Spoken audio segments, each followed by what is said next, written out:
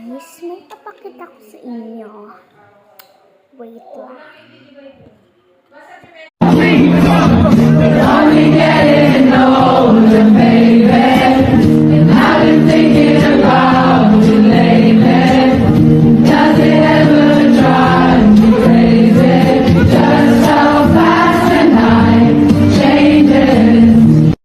Hello guys, na-send ko na dito sa YouTube kasi nga lang mapapanood ngayon kasi pag in-upload ko na to.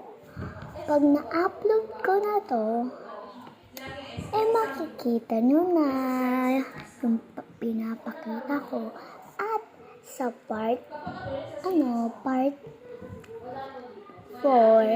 ay part 5, may ano ko dun. Kaya, bye-bye lang guys!